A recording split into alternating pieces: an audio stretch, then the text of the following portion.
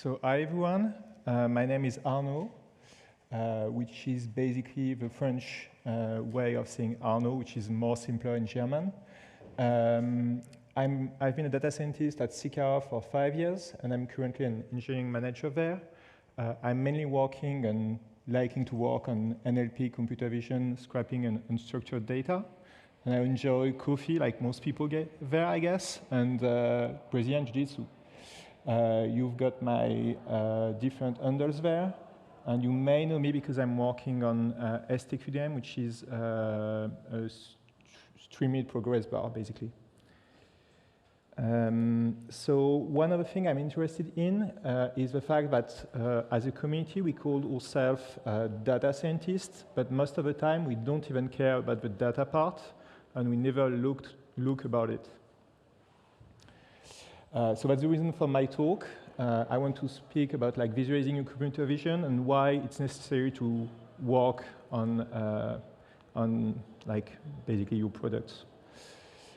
So I'm breaking down into 3 different categories of people, mainly the data scientists and the ML engineers and other tech people that may work on the products. The project team, more generally, which include product people and more business people, and the collaborating team, which may be integration team, labeling, sales, and other customers. I will start to speak about data scientists and ML engineers, and the first thing I'm going to speak about is visual debugging. So one of the things we tend to run a lot into as data scientists is what I would call stupid errors. So things like you just didn't properly normalize the data, so you're using float instead of unsigned ints, for example, or you just inverted bounding box, for example, XY and YX, which happens all the time because every project does it differently. And there is a ton of things like that. So you may have also RGB and BGR, which can produce blue lettuce, for example. And it may also be due to a bad data augmentation. Another thing that tends to happen is in a lot of deep neural network, you tend to normalize your images to have a fixed size. And in a lot of situations, it doesn't even make sense because you may have things that look similar, that are different but look similar if you change the ratio. So for example,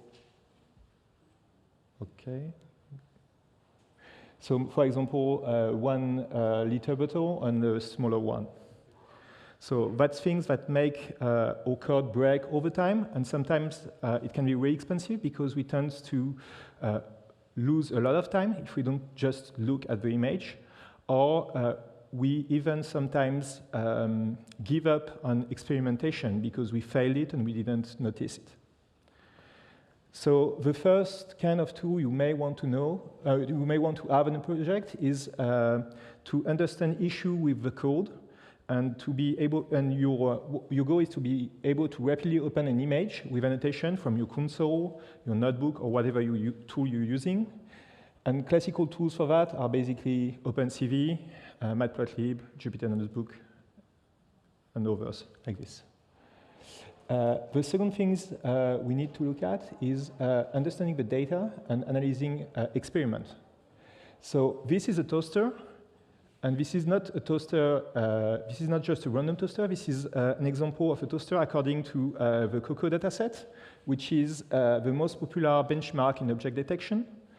And it's been using to compare, I guess, every object detection model so far.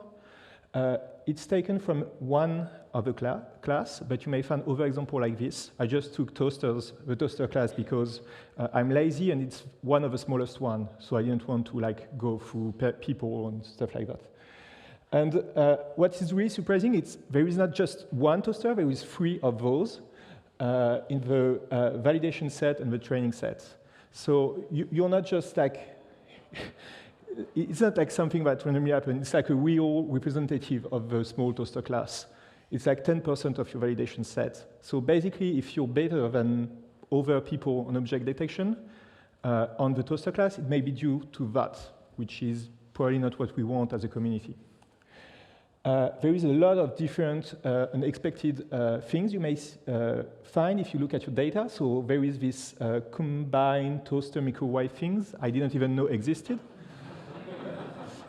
It's probably Japanese, but I don't know. There is also a classic one, which is painting pictures and seeing an object through a mirror or a window, which we may not want to deal in the same way, and it depends on your use case. Other classical situation in object detection is occluded objects, objects that are so far that you are not even able to identify them. So for example, those ones that are probably toasters, but you may find harder example in the Cocoa dataset. And another one that you can see with oranges there is the fact that when you tend to have a lot of them on top of each other, at some point it's basically impossible to label your data, and you tend to do this kind of crawl labels. So that's things you may have been used in your everyday life, and you don't even know about them. And even if you go in a more rational approach, you've got different consensual type of toasters, which may be the classical toaster that most of us know. You've got like the oven toaster, which is, I think, more American, but I'm not sure about that, and the contact grill, which we tend to use in some cases in France. And that's not specific to Cocoa, because Cocoa, the team that built the Cocoa dataset did its job as good as they can, and that's happened in, these kind of examples are lurking in all the dataset you may be using. So this is an extract from a talk from one of the lead at Tesla, and it's basically explaining that they have a lot of situations that they may not even expect at first. So basically they've got a case where they've got like a camion, a truck carrying trucks that carry trucks that carry trucks. They've got that weird example with somebody with a lot of things on his car, or I don't even know if it's a car, and just like a boat. And as you may guess, it can mess up a lot with what you develop. Those are taken from ImageNet, which is maybe the, I would say, the biggest or the most well-known data set for image classification. And so here we have an example where we tend to fail because we want a single label for an image. So for example, there we've got a lemon, but it's basically a dog, at least from my point of view. And we've got a bird, but it's labeled as an orange for the same reason. Another kind of biases is taken from ImageNet again. So what you have to know is like ImageNet is taken from images from the web, and there is a huge biases in those images. It's that like most of the time, the Tunch class is carried by the fisher. And somebody tried to try a new way to approach image classification by using what they called bag of local features. So they basically create a neural classifier on small crops of images. And what they noticed is that they can reliably classify Tunch by just the fingers of the fisher. So that's one of the best ways to classify the Tunch class. Another one is if you look at visual question answering, you may have those kind of questions where you don't. So visual question answering is basically trying to answer a textual question based on the content of an image. And in this kind of case, you probably don't even need the image itself, because in most cases, the banana is just yellow. And that tends to create weird situations for comparing model in VQA. So you've got people that work on this kind of situation. Another classical one that you may know about is bad annotations. So basically issue with labeling. So there you've got like a litter box that has been labeled as a toaster, and not only has it been labeled as a toaster, but like probably the bounding box is not correct around the litter box. So that's both issues that may mess up your metrics. Another one is issue on the raw data itself, so on the image. So for example, you may have a blurry, foggy, or overheated camera. So in one of our projects, we had like a camera that was just under one of the lights. And because of the heat of the light, the focus failed, and we had like a really blurry image. So just because of the heat. So this comes into what is known in more broad engineering as the Pareto principle. In most situations, you've got like 80% of the situation that may be explained by 20% of the causes. And the rest of the situation can come from broad causes. So for example, if you look at like the Tesla data set, you may have like most of the situations are just a car going into a straight line with no other cars or people around. And then you've got the weird cases that we've seen, and all of them are different and hard to generalize. So that's a big issue for most of our projects, because we tend to have this situation where we create a proof of concept or an MVP, and it deceptively works because it works on most of the data. And then we've got those weird examples that we cannot deal with for various reasons. And we tend to have this situation where we work on the project, and at some point we want the situation to improve, but we're just stuck with this threshold of performance. And in most of the situations, we keep retraining or increasing the dataset size or whatever, and it doesn't do anything because we don't even try experimentation to understand what is happening. And in a lot of situations, it's not a bigger model or something like that we solve the issue, but trying to understand what is really happening. So a cool tool for data scientists is to have this ability to explore and understand the data. And what you want to do is rapidly open the result of an experiment. So for example, a training you just did, or a new algorithm, and compare the result with the ground truth or another experiment. So classical tools for that are OpenCV, Jupyter Widgets, and two ones that I prefer are Streamlit and 51. You may want to create this kind of visualization that you may, I hope, all know of if you've been doing object detection, which is comparing the ground truth bounding box or a bounding box from a previous experiment with the predicted bounding box.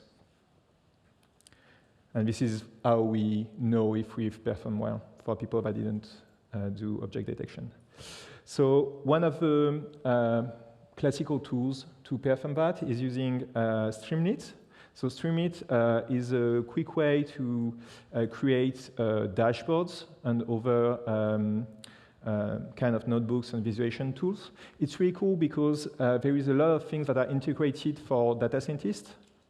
Does everybody know what is Streamlit there, or are there some people by like a raise of hand?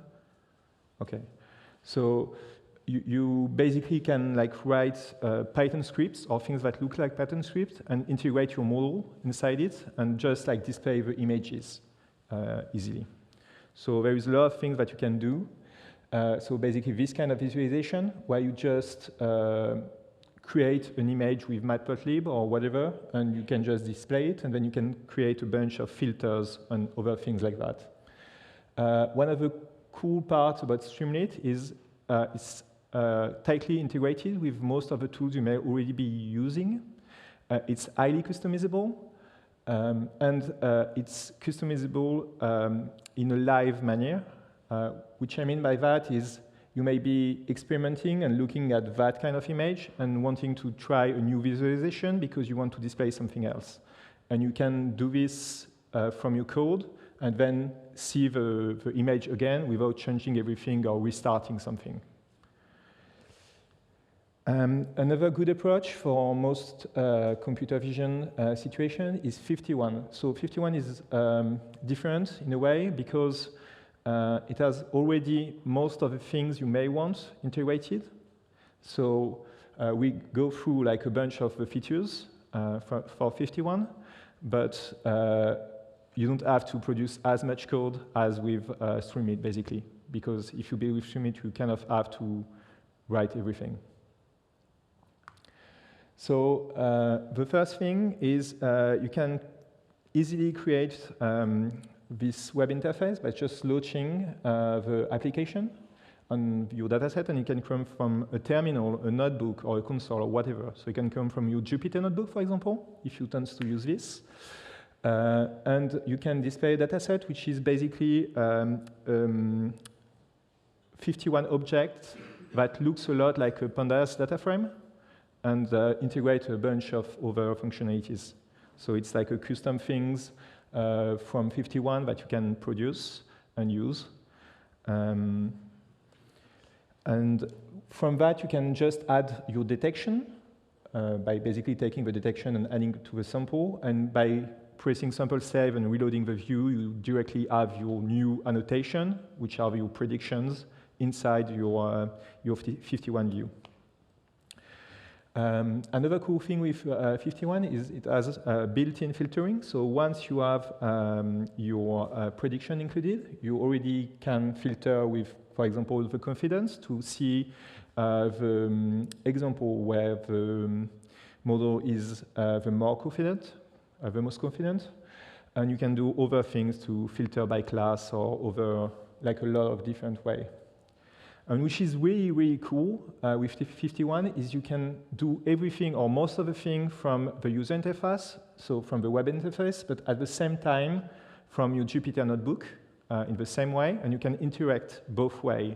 So this creates this weird thing where you can code in your Jupyter notebook or your Python console or whatever you tend to use, launch the app on the dataset, do things in the UI, and reload the result of the UI inside your Python console, which is awesome. So you can do both things from the UI, most of the things from the UI on your Python, as you would do, but you can also make it interact both ways.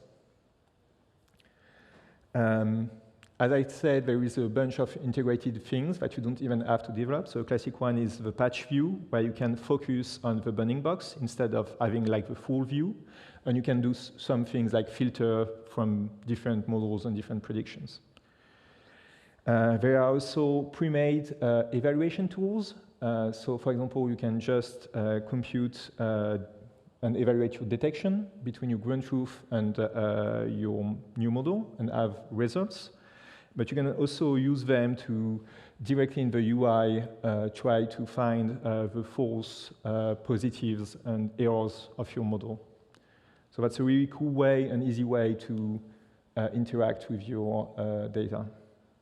I don't know if I should plug another one because it's like really weird. There is a lot of other things you can do. So basically, you've got this Python, this dataset object that looks a lot like a pandas data frame, and you can like do a lot of transformation. So basically, if you're interested in understanding why you're failing on small bounding boxes, you can just create a filter for that and inject it in your web interface and look at the different boxes that may be failing. And the really, really cool one is this one. So you can use a model from a model zoo or from like your custom models. And you can display them and select in your plot interface and then directly display the results of the issues in your web interface. So that can help you understand various things about your model, edge cases. So for example, there they display a few edge cases. The first one is night images that are on daytime, and the reason for that is rain, basically, so a more shadowy, dark image. They also have like a case where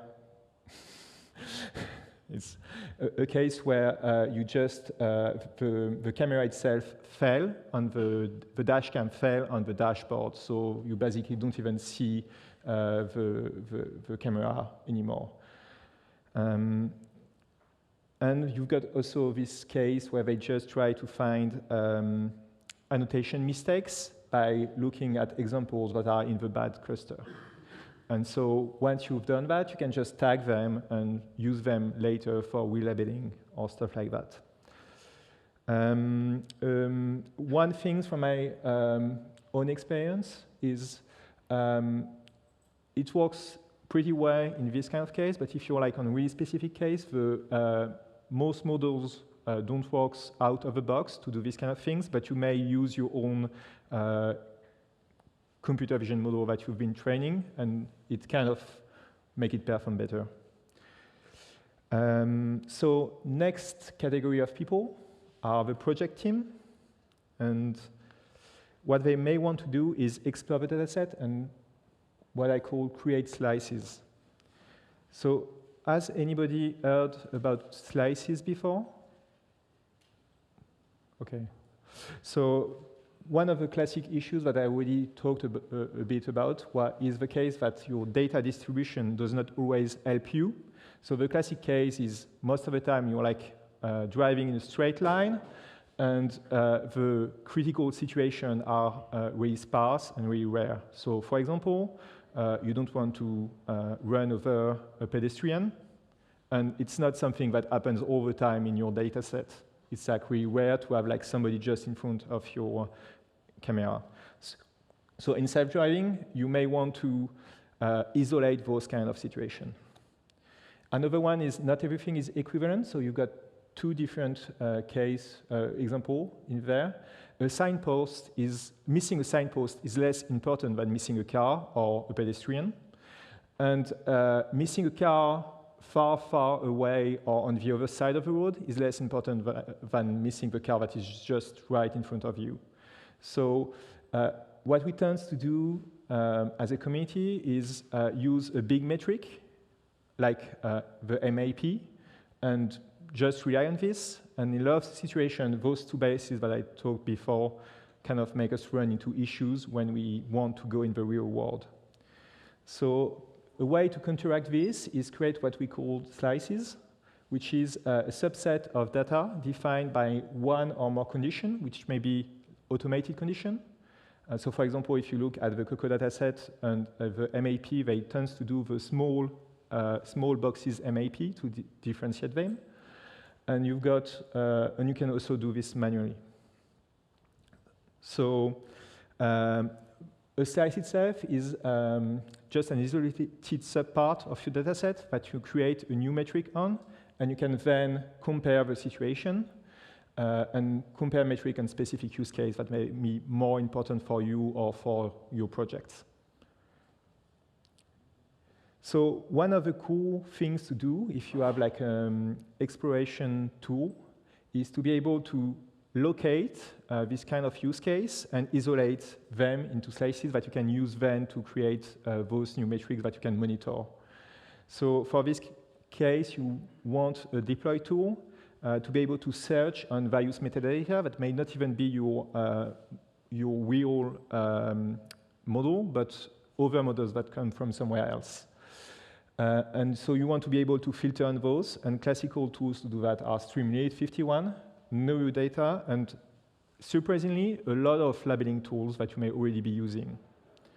So an example is this tool, which is Segments AI, which is a labeling tool that is specialized mostly on video and segmentation. And what you can do there is you can locate the images that have been taken in a city, so for example, Stuttgart, and where there is a huge numbers of people. That may help you, for example, understand if you perform well when you are in a crowded area, and if you're not running into people. It may be useful, I guess. Another one is Know Your Data, which is built by Google. So right now, you may not be able to use this on your personal dataset, but it's available in a lot of various, I would say, open source datasets. So for example, OpenImage. And they provide huge numbers of metadata that comes from Cloud Visions and other various things they compute. So for example, you may look at exposure quality, and you can find bad images. There is an interesting one. So for example, you've got like the safe search adult, but I could not display the images that kind of fill this on this stand. But there is surprising images in open image dataset that you can find just by working with this kind of filters. So I would take, I think, another example for product team is in a lot of situations you want to explore on how to deal with a new feature that you may not already implement, or you may have issue with the implementation of this feature.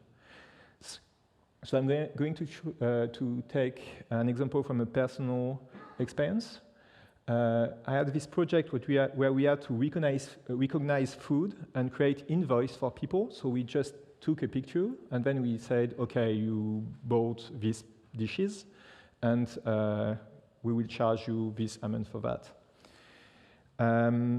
As I'm French, I'm going to use the most important example of all, which is baguette. And so we had to invoice bread at some point.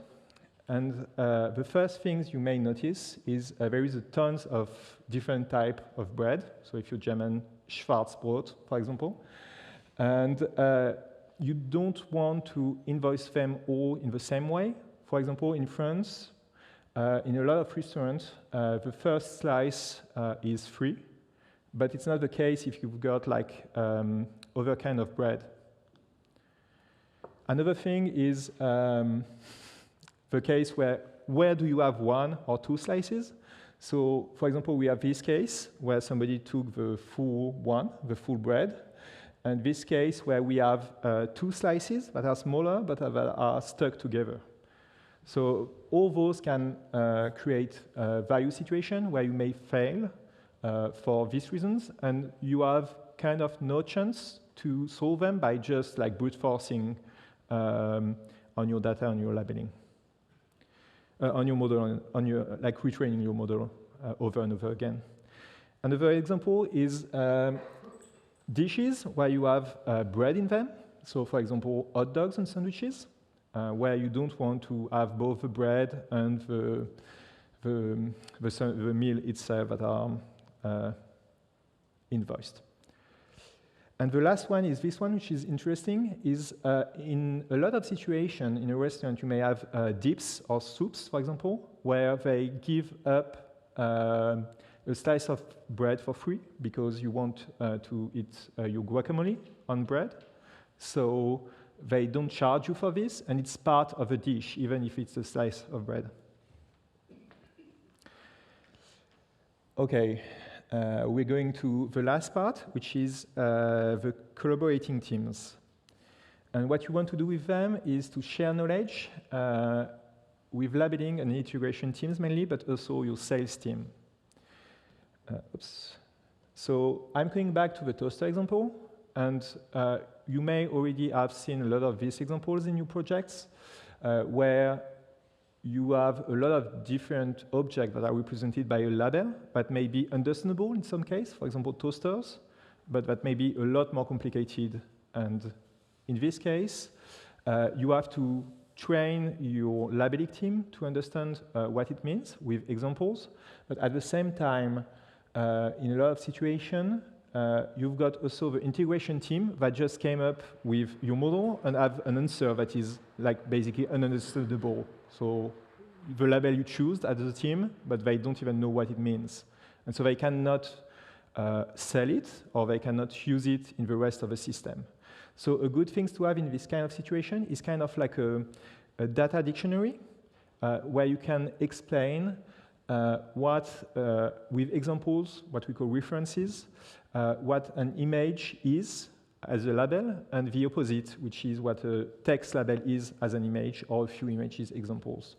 So in this case, you may want a deploy tool with, in most situations, at least a search-based text engine, kind of, to be able to find the labels and what they can look at images.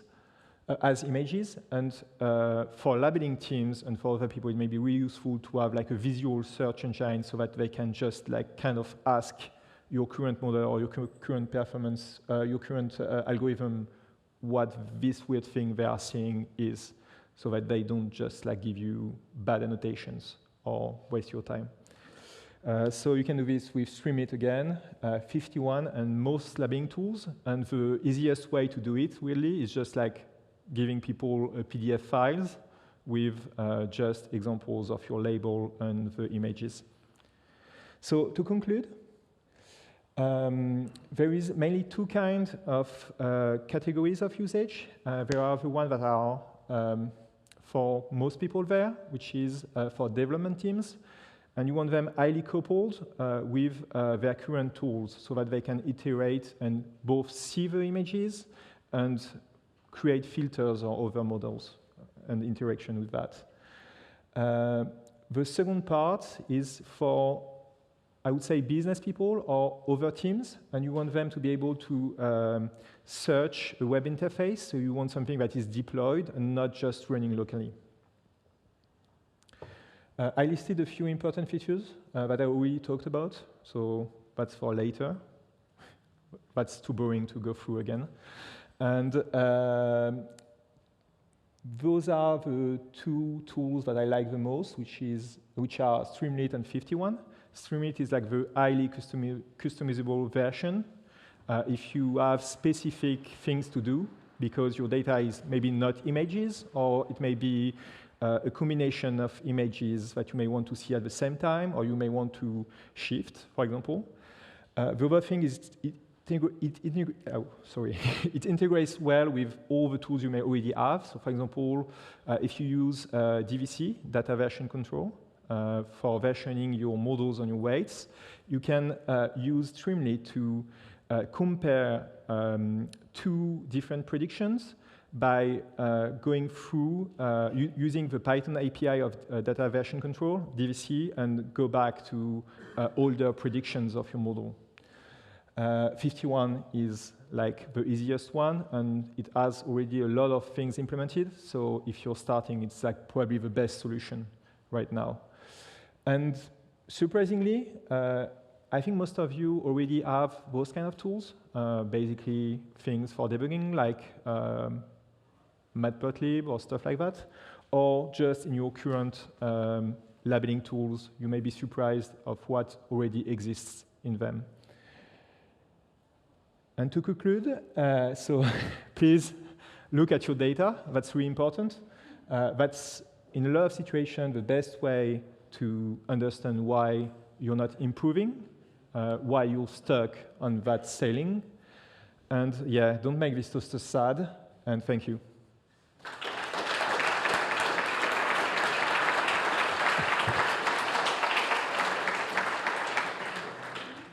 Thank you, Arnaud, for this great talk.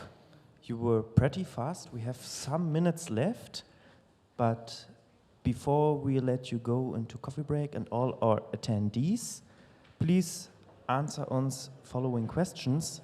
These people were writing on Slido. First question, what belt do you have in BJJ? I'm blue belt. I'm a blue belt, yeah. Can you change annotations with 51?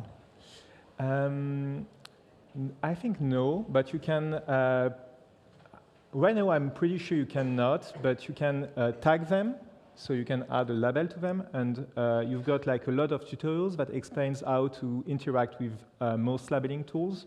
So for example, they have a tutorial to interact with CVRT and a lot of the tools that you already may be using easily.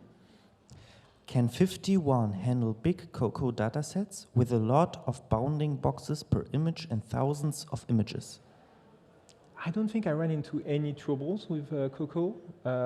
I'm not sure why. That's a good question. I'm surprised.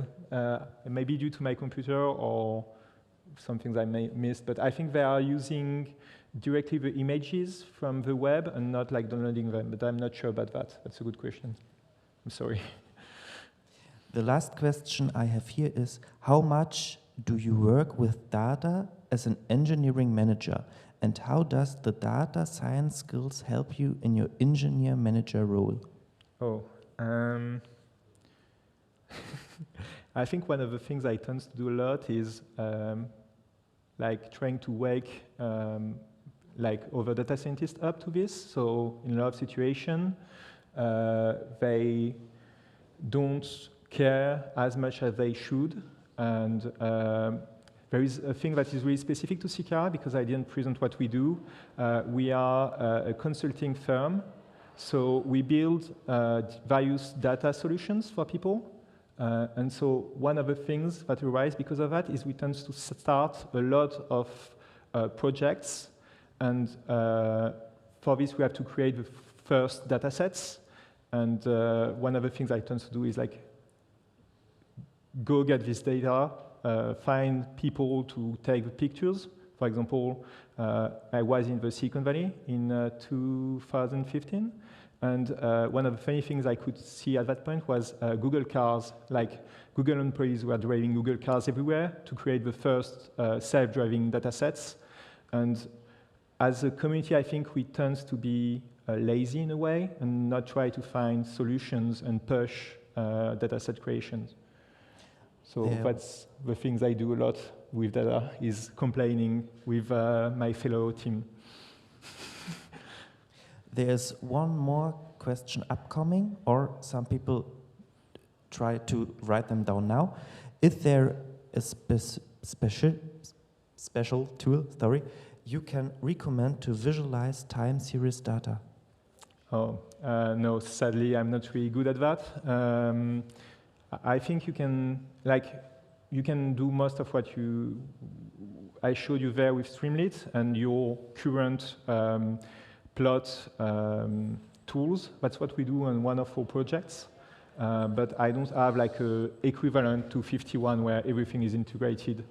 But you can like build whatever you want with Streamlit, which is really cool. Okay, thank you for answering all these questions. To all of you, have a great coffee break. Can we get some applause for Arnault?